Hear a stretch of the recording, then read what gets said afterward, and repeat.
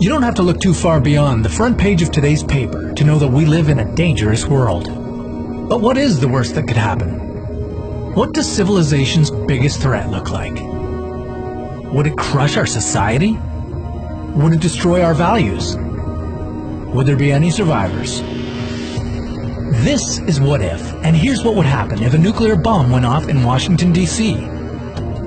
As the seat of American government and an emblem of Western democracy, Washington, D.C. is a natural target. With the White House, Congress, and the Supreme Court, a nuclear attack, however unlikely, would deal a crippling blow.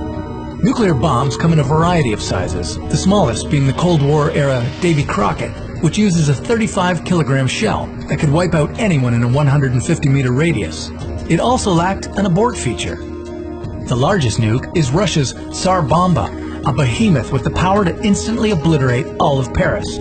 But in this scenario, the nuke that descends upon Washington, D.C. has a 10-kiloton yield, slightly less than Hiroshima's Little Boy, the first nuclear bomb ever deployed.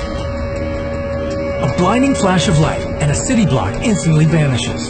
In fact, any city block within 16 kilometers of the blast site would easily be reduced to rubble. An explosion of this size would propel broken glass as far as 5 kilometers in only 10 seconds.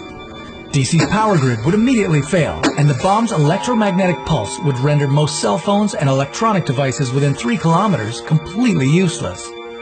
After a nuclear detonation, our human instinct may become our worst enemy. Many people would likely head towards the blast site, hoping to rescue or reunite with loved ones.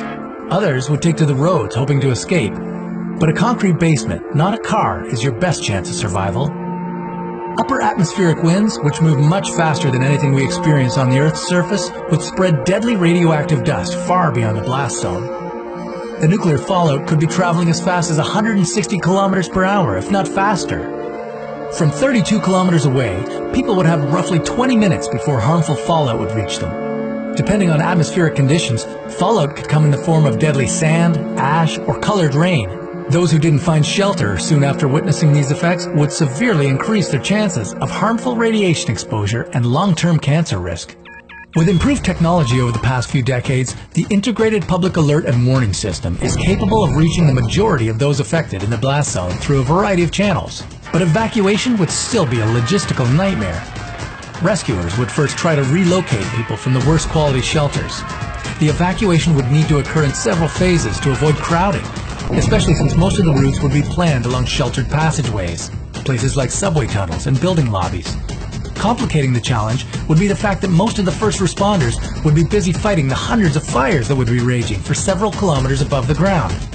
For the first 5 days following the explosion, anyone within a 128-kilometer radius of the blast would need to remain behind adequate shelter to shield themselves from the likelihood of long-term radiation effects. While the agricultural industry in the northeastern United States would be jeopardized for some time, chances are the American economy would rebound quickly. After all, rebuilding the nation's capital will require a lot of manpower and billions of dollars. At the end of the day, a nuclear attack on Washington would be a devastating tragedy and carries the possibility of worldwide impact should the U.S. choose to retaliate. Whether they would or not, we'll leave that up to you. Comment below. Share your ideas, but don't forget to give peace a chance. See you next time on What If.